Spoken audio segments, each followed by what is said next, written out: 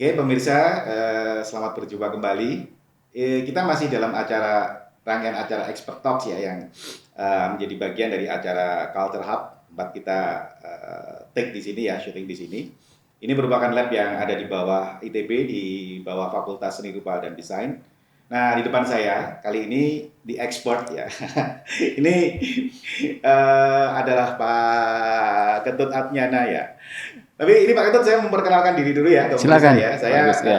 Agus Eko Madyo, ini sehari-hari saya di arsitektur nih ya, dari dosen. Nah, karena saya arsitek dan kami mempelajari arsitektur tradisional, jadi kami mempelajari arsitektur di Nusantara, termasuk arsitektur di Bali. Nah, di depan saya ini sudah ada Pak nih. Nah, ini cukup unik ya, para pemirsa ya, teman-teman sekalian yang melihat acara Expert Talk ini. Pak Ketut ini namanya aja Ketut, pasti orang Bali gitu ya. Tapi menurut teman-teman dosen di Bali, Pak Ketut ini cukup unik karena punya dua otoritas keilmuan sekaligus. Beliau ini adalah ahli di bidang farmakologi, betul ya Pak? Ahli farmasi, tapi beliau juga punya keilmuan di Hindu. Beliau pembaca naskah-naskah Sanskrit yang sangat bagus sebagai sumber pengetahuan ya. Oke, Pak Ketut, selamat datang di Expert Talk, Pak. Silakan mungkin memperkenalkan diri ke peserta, ke pemirsa. Ya, terima kasih Pak Eko. Selamat sore, salam sehat dan sejahtera untuk kita semua. Dan sekali lagi terima kasih Pak Eko sudah diundang di Culture Hub ini di Expert Talk ya. Mudah-mudahan saya memang benar-benar expert kan gitu di bidangnya.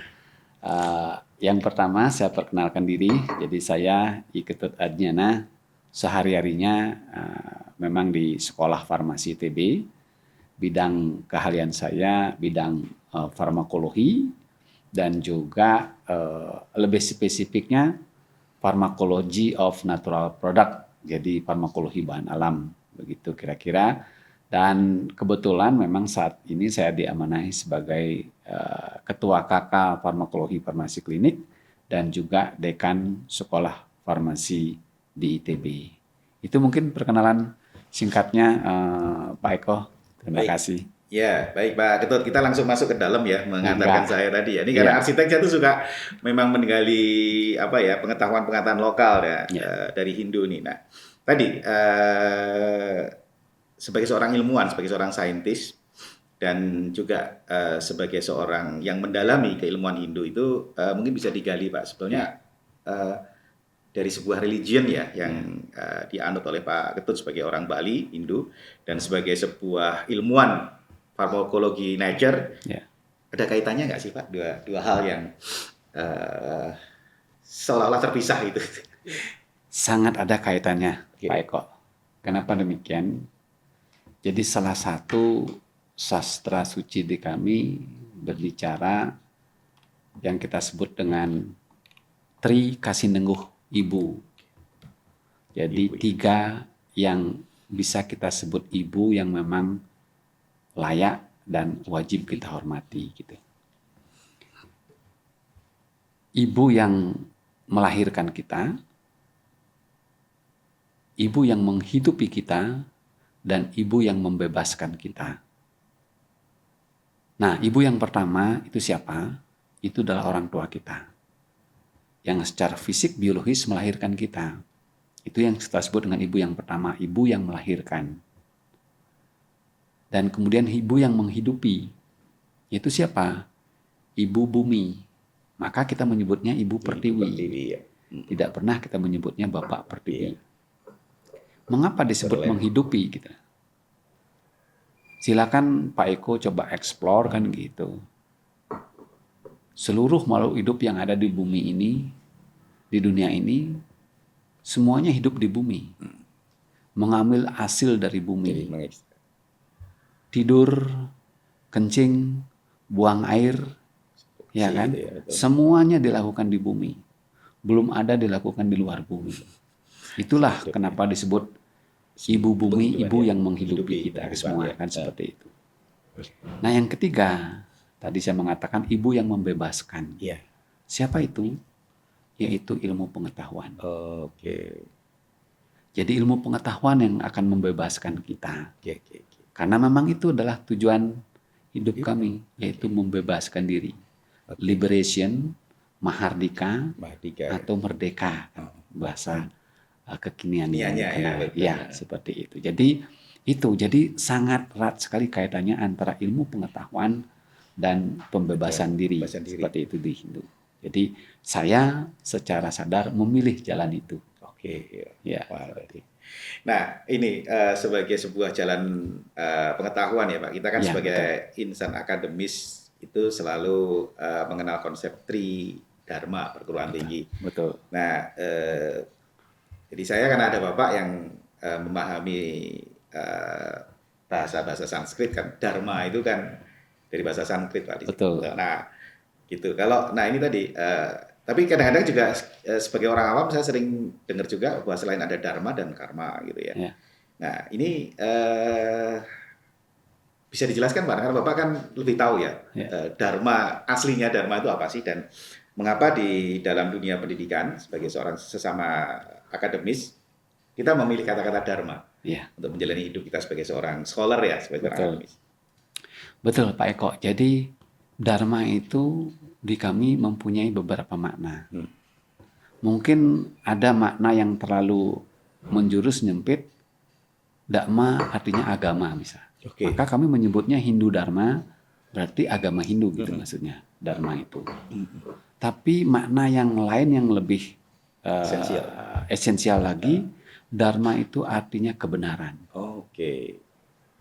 Selain itu Dharma artinya adalah kewajiban atau tugas. Maka kita mengenal namanya Swadharma. Apa yang menjadi tugas-tugas atau kewajiban-kewajiban kita. Seperti itu. Nah, di sini terkait dengan Tridharma perguruan tinggi adalah tugas utama dari perguruan tinggi itu ada 3. Yaitu pengajaran, penelitian, dan pengabdian. Nah, itu yang dimaksud dengan Tridharma perguruan tinggi. Jadi 3 kebenaran atau tugas mulia dari sekolah yang ada di perguruan tinggi sebenarnya itu. Jadi maka kalau saya baik itu sebagai dosen maupun sebagai dekan gitu, kalau tugas utama memanggil kami, maka tugas yang lain menjadi prioritas kedua. Apakah itu pengajaran, penelitian atau pendidikan. Maka kami sering di sekolah farmasi menekankan boleh melakukan aktivitas di luar itu, tapi kembalikan lagi kepada aktivitas atau tugas utama kita, yaitu Tridharma perguruan tinggi, seperti itu kira-kira. Jadi terkait dengan Tridharma ini, maka ada tugas-tugas yang lain yang apakah disebut dengan pengembangan atau penunjang, itu harus bisa dikembalikan ke Dharma tugas aslinya, utamanya ya seperti itu. Itu kira-kira. Kita kadang-kadang kan diharapkan melakukan pengembangan kan gitu. Ya harus bisa dikembalikan lagi dampaknya kepada Tridharma perguruan tinggi tersebut, kayak demikian. Nah, sebelum ini kan kita sempat ngobrol informal dan Pak Ketut mengenalkan ke saya waktu itu ya Pak, jalan ilmu pengetahuan ya, namanya Jenana Marga Yoga ya. Itu. Nah, ya buat saya yang mencoba ya, kita sama-sama mencoba berdharma dengan baik di dalam dunia akademis, kata-kata jalan ya, kalau dalam Islam namanya torik ya, torikot gitu ya, jalan itu ternyata ada juga ya di dalam Hindu ya, jenana itu ya. Nah, tapi yang menarik ini Pak, sebelum mungkin mengeksplorasi Jenana Dharma Yoga, ITB pernah punya program budaya ilmiah unggul ya. Bahkan dalam satu kesempatan Bu Rektor menjelaskan tentang perangai ilmiah atau scientific temper. Nah, tadi dari pertanyaan pertama nih, ini ada satu dari Barat Sains, ini satu dari Hindu. Bisa nggak kira-kira Pak, apakah memang mungkin Jenana Dharma Yoga itu berkontribusi terhadap scientific temper yang sebetulnya kan sedang kita kembangkan sama-sama di kampus kita nih Pak? Menurut saya sangat harus dan memang mestinya demikian. Kenapa demikian? Kalau dalam artian yang lebih sempit, ketika kita ingin mencapai tujuan-tujuan kita dalam menjalani hidup ini, maupun tujuan yang lebih luhur lagi atau lebih mulia lagi gitu, di kami ada namanya 4 tujuan. Namanya Catur Yoga Marga. Jadi 4 catur. Yoga itu bahasa Sanskrit, Untuk berasal dari kata yuds, artinya penyatuan. penyatuan. Oke. Marga artinya jalan. Jadi 4 jalan penyatuan. Kenapa disebut penyatuan? Karena sejatinya Atman yang ada di setiap makhluk hidup Oh ya, Atman ya. itu adalah percikan Tuhan yang Maha Kuasa. Oke. Jadi tidak ada bedanya Atman yang ada di setiap makhluk hidup itu dengan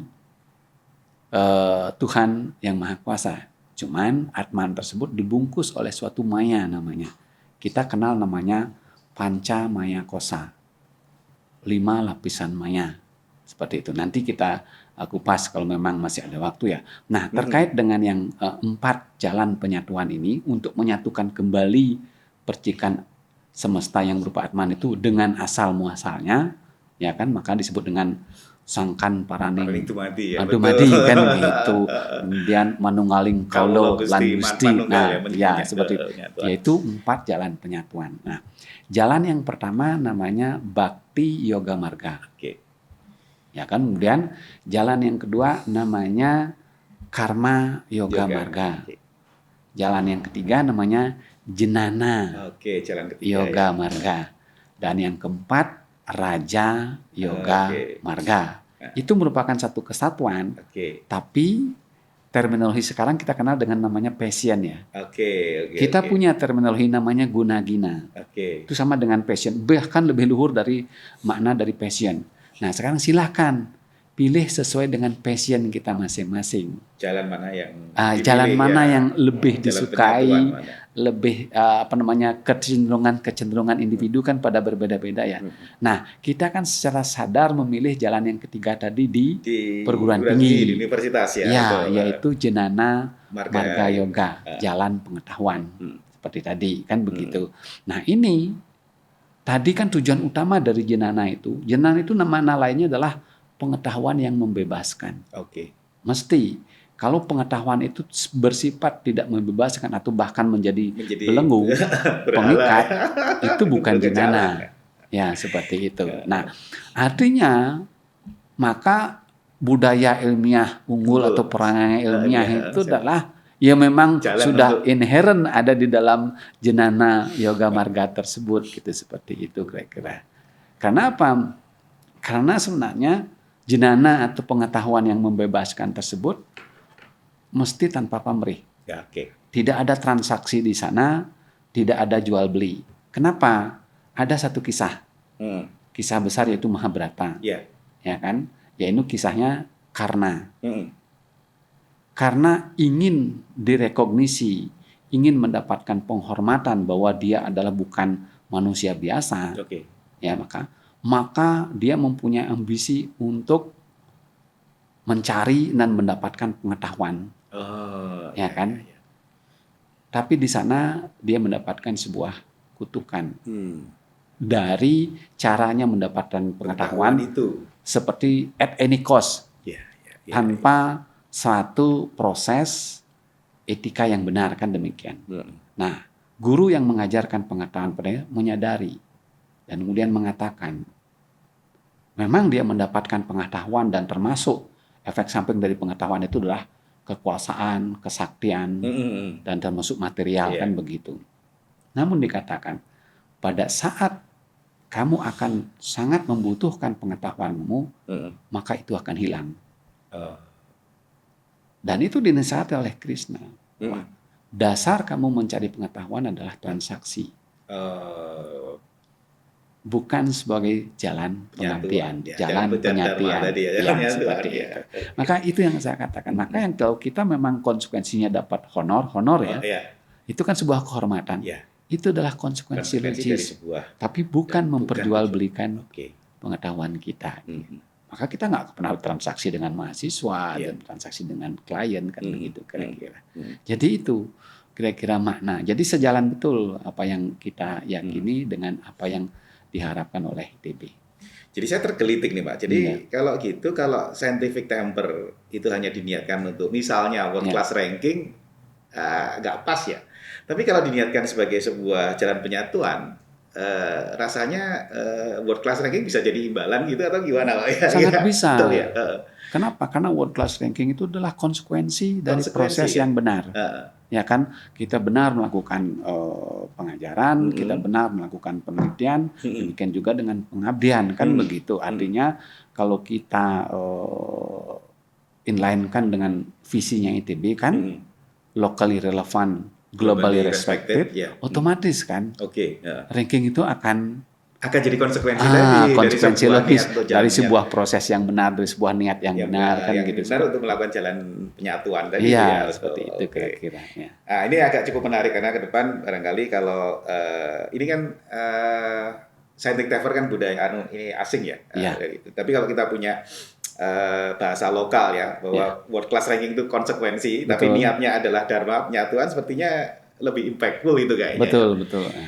Nah, ini tadi yang di awal Pak Ketut, yang menarik buat saya adalah di awal tadi sebenarnya sudah ingin tanya juga aku nih tentang tujuan pendidikan ya, atau esensi pendidikan adalah membebaskan diri atau memerdekakan diri ini. Nah,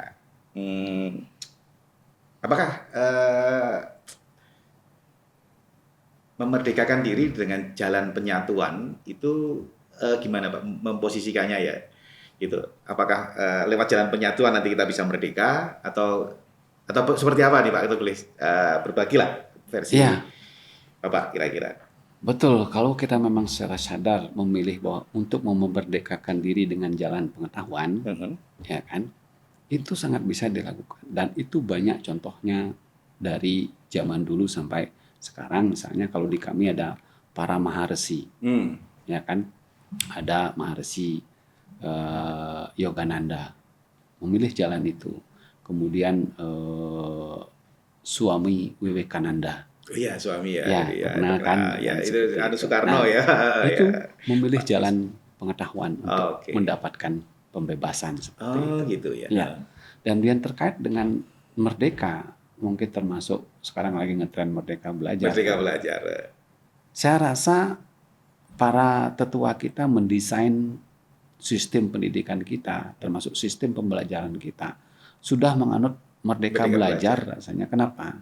Ya kan kita sudah terbiasa berpikir merdeka, menyampaikan gagasan-gagasan kita secara brilian. Kalau memang ada yang tidak sejalan, silahkan dibantah dengan argumen-argumen yang juga masuk akal, kan begitu seperti itu. Jadi hampir di semua aktivitas kita sudah terbiasa seperti itu, baik itu di kurikuler, di dalam kelas, di kokurikuler maupun di ekstrakurikuler kan. Itu yang paling saya respect, dengan yang paling saya kagumi suasana akademik di ITB seperti Merdeka Belajar itu udah sesuatu yang biasa, sudah natural kan seperti itu kira-kira. Nah ini mumpung juga lagi rame nih kan banyak secara konsep rasanya kan sangat bagus ya Pak Merdeka Belajar, tapi kan juga banyak menimbulkan kontroversi dalam implementasi di lapangan itu. Nah ini apa yang salah dan kalau dia dipertahankan apanya yang seharusnya dipertahankan ya, dan kalau harus diperbaiki apanya yang harus diperbaiki ya Pak? Karena juga banyak kritik kan, Merdeka Belajar, merdeka untuk nggak belajar akhirnya. Padahal kan bukan itu ya, makanya kan bukan itu gitu. Nah kalau ada memang porsi-porsi yang memang perlu kita adjust kembali, itu kan bisa dibicarakan. Karena apa? Karena ITB kan sudah dikatakan sekarang 104, 105 umurnya, 106 ya. Umurnya. Ya kan tadi 2020 104. 2020 betul. Ya, 104 kan begitu. Artinya kita sudah melakukan proses pembelajaran yang cukup panjang kan ya, seperti itu kan. Kita tahu contohnya di kami di farmasi. Ketika ingin membentuk seorang farmasis atau ahli farmasis, kita tahu ini core kompetensi minimal yang harus dimiliki. Itu kan kita desain di dalam kurikulum. Ini mata kuliahnya kan begitu.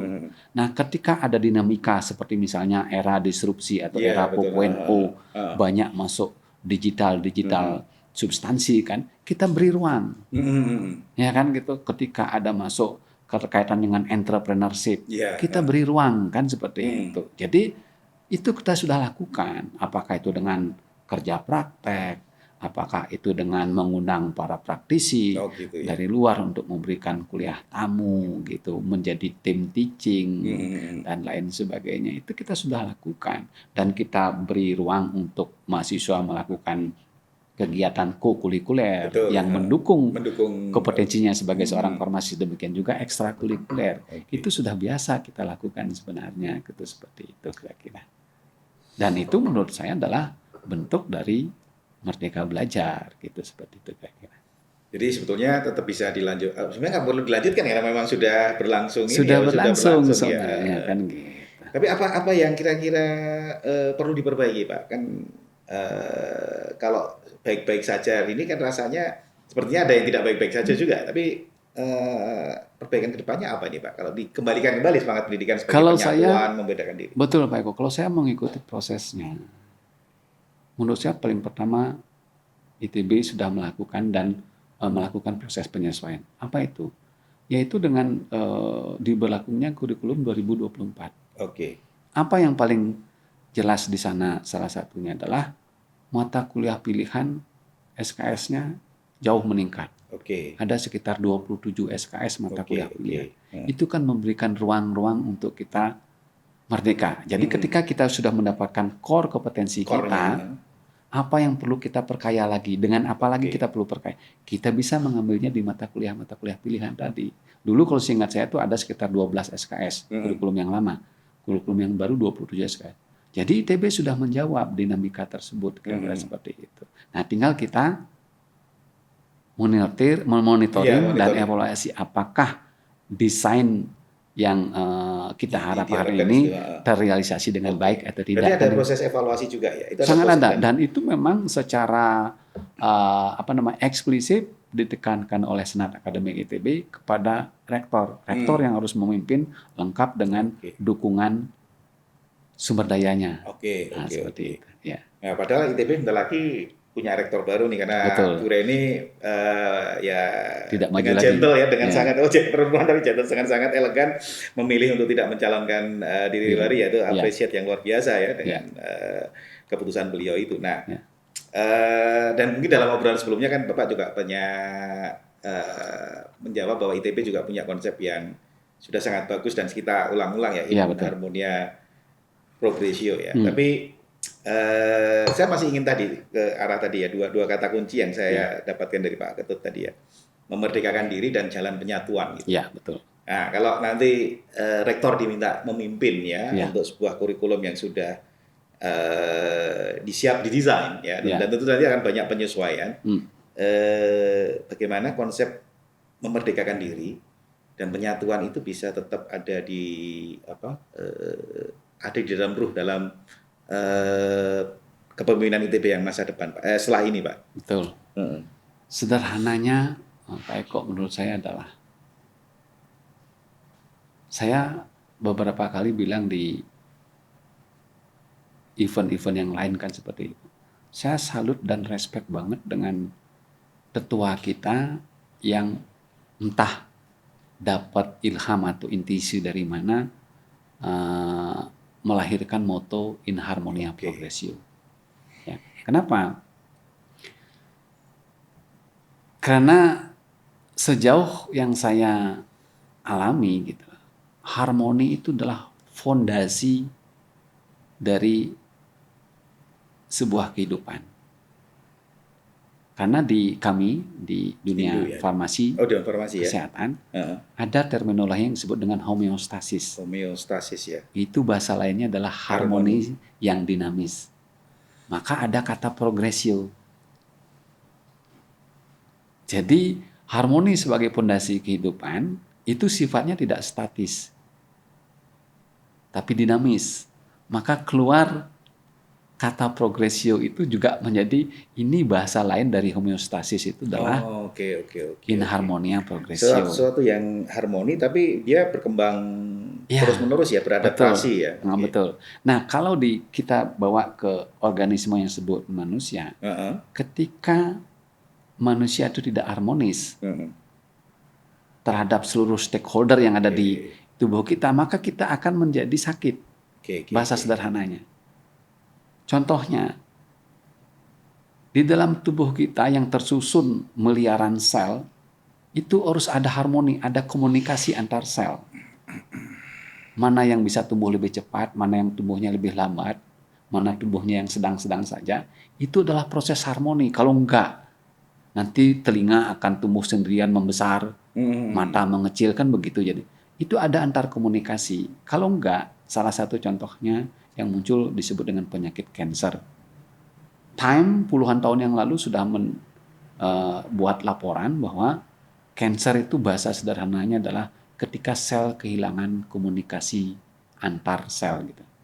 Kehilangan harmoni bahasa lainnya kan seperti itu. Demikian juga ITB akan maju kalau terjadi harmoni komunikasi untuk antar seluruh semuanya. stakeholdernya. Baik itu dengan mahasiswa, dengan teknik, dengan dosen, dengan antar alumni, dosen, dengan alumni ya, betul. Dengan pihak ketiga, juga dengan media. Ya, betul. Dan itu dilakukan secara dinamis, progres tadi, maka kemajuan akan kita dapatkan seperti itu, saya kira. Ini kayaknya yang terakhir cukup menarik nih Pak.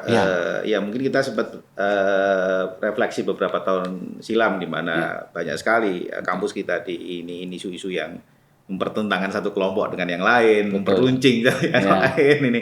Jadi saya ingin menggali dari Pak Ketut ini. Kayaknya menarik ya. Kalau saya pribadi sering menyebutnya sebagai sebuah aransemen atau orkestrasi gitu. Jadi ini nanti kita akan harus mengorkestrasi itu ya untuk maju itu ya. Betul. Jadi menurut saya pemimpin yang baru yaitu rektor kita mestinya memang seorang orkestrator yang cerdas, berani, dan independen. Seperti merdeka tadi itu ya? Ya, dia merdeka itu tadi kan. Kayaknya memang ini ya nanti salah satu harapan ya kalau saya syarat harapan adalah nanti yang pemimpin ketika mengorkestrasi itu adalah bagian dari cara penyatuan diri gitu. Cara merdeka. Betul. Itu akan kita dapatkan. Ya seperti itu. Karena apa? Saya katakan sering ada yang nanya, Pak Ketut dukung siapa? Siapapun yang mau memajukan ITB, saya dukung. Saya katakan demikian kan seperti itu. Kira-kira. Sebenarnya udah ada kuncinya nih tadi Pak Ketut ya. Iya. Asal niatnya adalah jalan penyatuan diri ya. Betul. Jalan penyatuan diri. Tadi mohon maaf bisa diulang lagi ya, jalan penyatuan diri dalam bahasa Hindu apa tadi ya? Jalan penyatuan diri. Penyatuan tadi di awal kan seperti itu. Disebutnya moksa. Ya. Ketika kita dapatkan masih hidup, disebutnya mukti.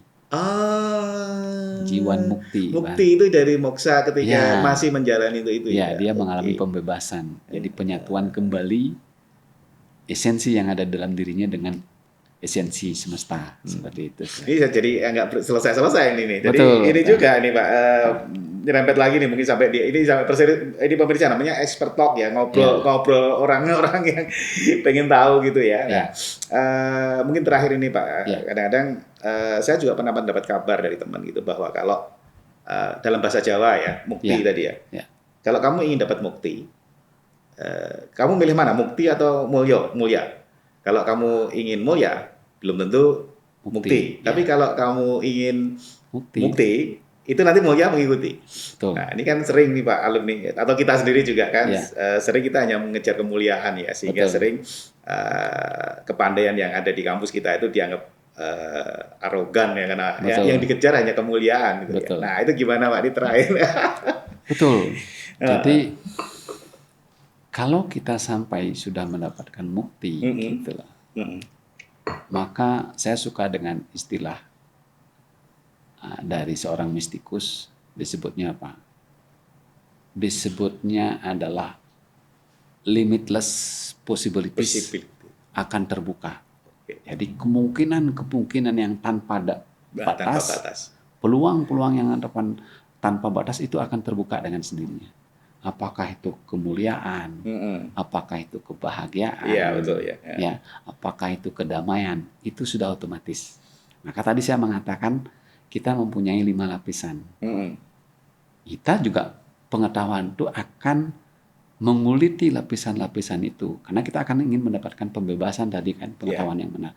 Lapis yang pertama ada namanya Anamaya Kosa. Itu lapisan tubuh fisik yang cuman dipelihara dengan makanan-makanan.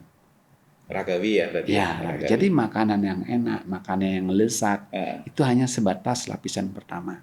Mau kita vegan, mau kita tidak makan daging sapi, tidak makan daging babi, itu hanya mau kita puasa, itu hanya lapisan paling luar yaitu Annamaya Kosa. Kita harus masuk lagi ke lapisan yang Oke, yang lebih dalam ya, kedua. lebih tinggi ya. Ya, lebih dalam lagi. Lebih dalam Namanya Prana Maya Kosa. Oke, prana ya berarti ya. Itu nafas. Oh, oke. Karena prana itu the vital energy of breath. Ya kan? Ini ya, Kita yang harus ngatur semua benar-benar energi mengelola ya, nafas betul. kita kan, Oke. kan gitu kan. Coba bayangkan ketika kita emosi atau Ya, marah. emosi ya berarti Iya. ya, betul. Makanya disuruh tarik nafas. Betul. Nafas yang mengendalikan Sadari emosi nafas ya, betul. kita. Ya itu. Itu yang kedua. Nah, yang ketiga mana Maya Kosa. Mana itu artinya mana. Bahasa Sanskrit artinya pikiran. Itu adalah Oke. ya.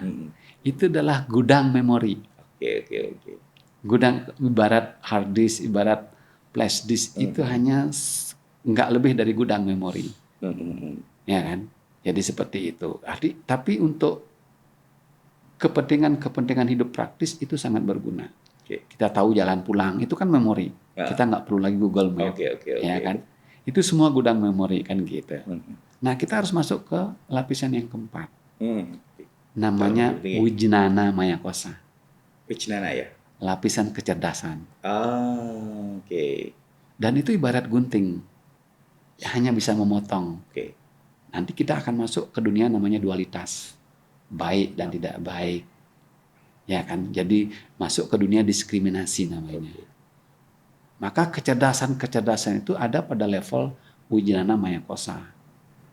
Baik itu artificial intelligence dan lain. Maka saya katakan saya tidak pernah takut yang namanya artificial intelligence dan lain. Karena itu ada lapisan keempat di kami. Itu produk dari kecerdasan. Yang hanya bisa membedakan mana baik, mana tidak baik. Kan. Kita masuk ke lapisan kelima, yaitu Ananda Maya Kosa. Ananda itu artinya kebahagiaan. Oke. Itu lapisan kebahagiaan aja isinya kan kita. Apakah merupakan tujuan akhir kita? Kita tidak. Karena kan tadi adalah pembebasan atau penyatuan. Itu tetap lapisan. Oke. Lapisan maya. Lapis-lapisan jalan itu ya. Ya. Maka kita masuk ke jalan berikutnya. Apakah itu yang disebut dengan apa? Kalau di kami ada namanya karma akarma. Berbuat tapi tidak berbuat. Oh gitu ya. Udah itu ilmu tingkat tinggi ini. Ada namanya juga amuter tutur. Membalikkan kesadaran. Oke. Ibaratnya apa? Ini beyond ini. Betul. Ibaratnya mencari bayangan bangau terbang. Ada nggak? Mencari bayangan ikan.